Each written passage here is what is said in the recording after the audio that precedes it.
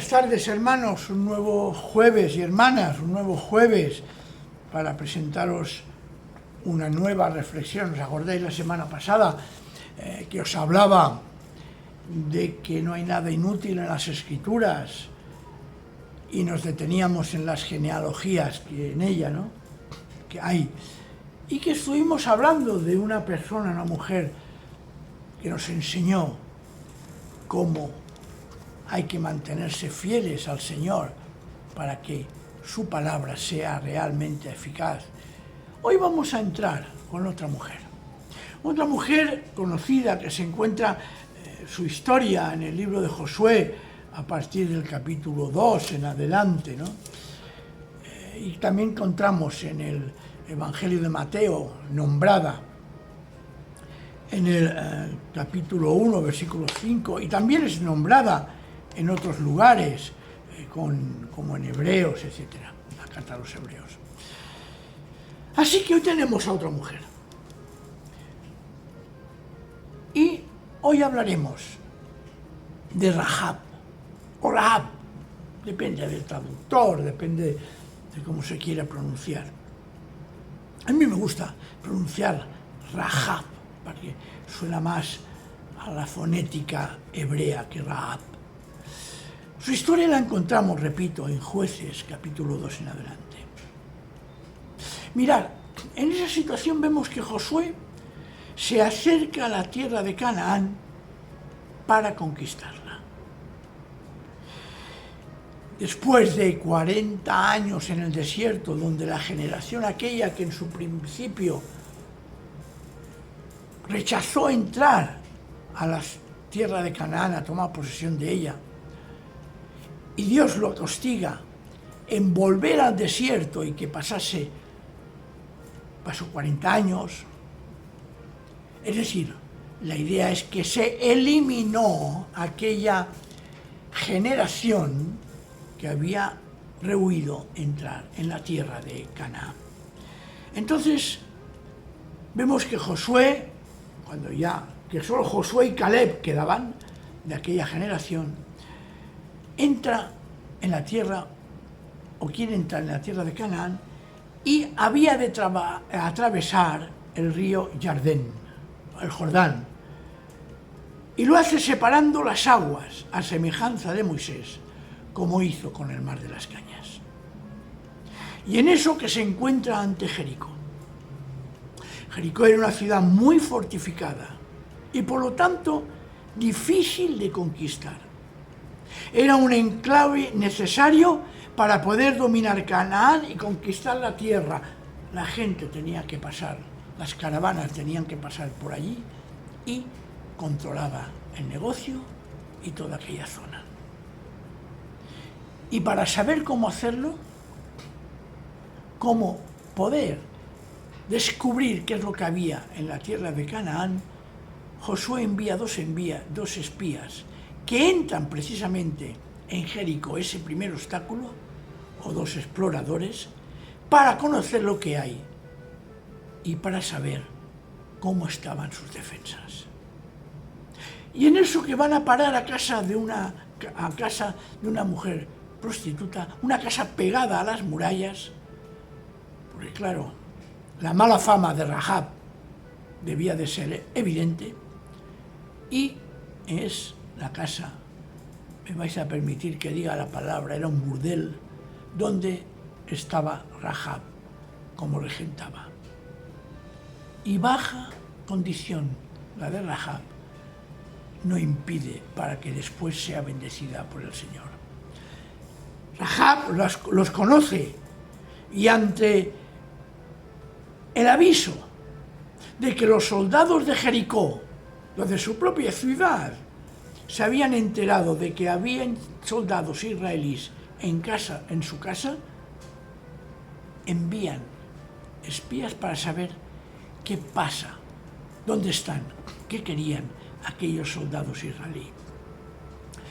Y Rahab, y lo voy a decir como buena profesional del sexo, y discreta, los esconde. Josué 2, 4:7 lo dice, pero la mujer que ya había escondido a los espías le respondió al rey: es cierto que unos hombres vinieron a mi casa, pero no sé quiénes eran ni de dónde venían. Bueno, una mentirijilla. Salieron cuando empezó a oscurecer, a la hora de cerrar las puertas de la ciudad, y no sé a dónde se fueron.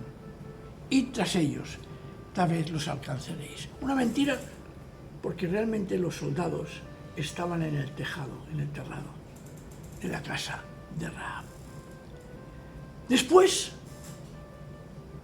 cuando estos soldados van en busca de los israelitas, ya se han ido, les da aviso para que bajen y hacen un precioso pacto, un pacto maravilloso: salvar la vida, su vida y la de su familia, cuando los israelitas asalten la ciudad. Y así es.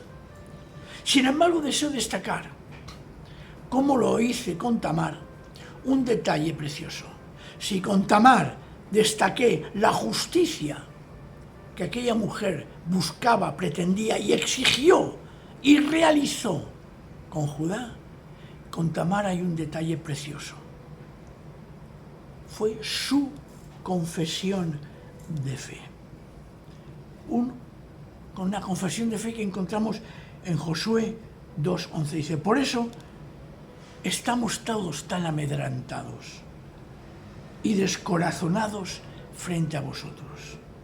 Yo sé que el Señor y Dios es Dios de dioses, tanto en el cielo como en la tierra.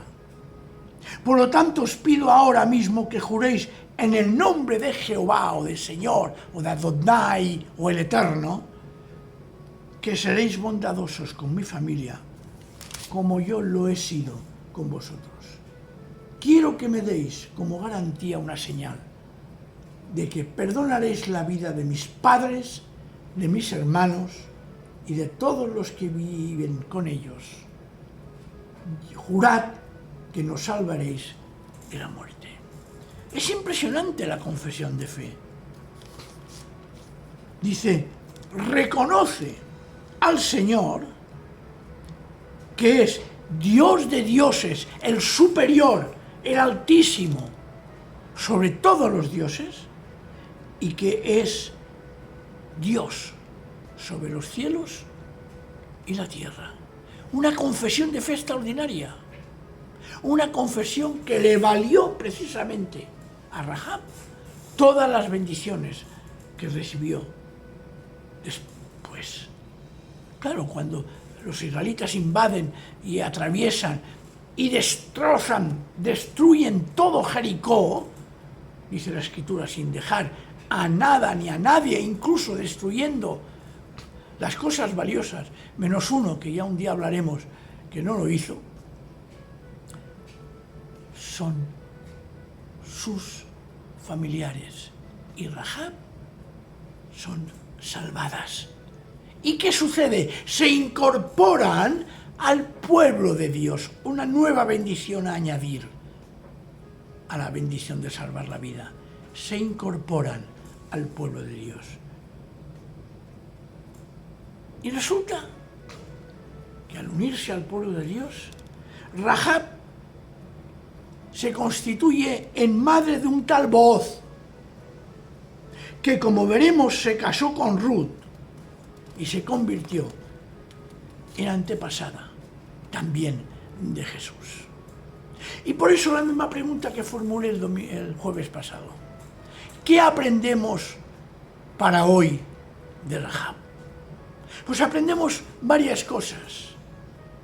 Que primero, Dios no mira la condición de la persona para realizar sus planes.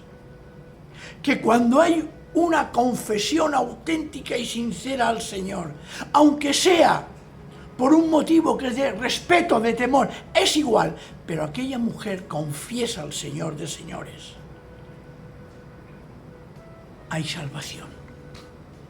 Y por su fe, nos dice Hebreos capítulo 11, versículo 31, nos dice lo siguiente: por su fe, dice así, por la fe, la prostituta Rahab no murió junto a los desobedientes, pues había recibido en paz a los espías de Israel.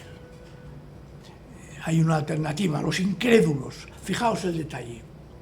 Fijaos el detalle.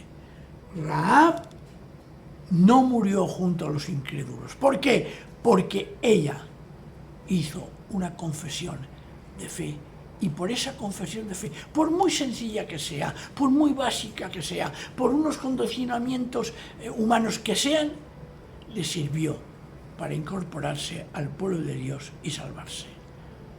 Fijaos. Y entonces, incorporada al pueblo de Dios, resultó que fue antepasada de Jesús. Y dejaremos para el próximo jueves la historia también de Ruth, que también nos da un gran testimonio de eso que hemos empezado hablando de las genealogías, que tienen su utilidad y tienen también su enseñanza. Que el Señor nos bendiga, pues, esta tarde. Amén.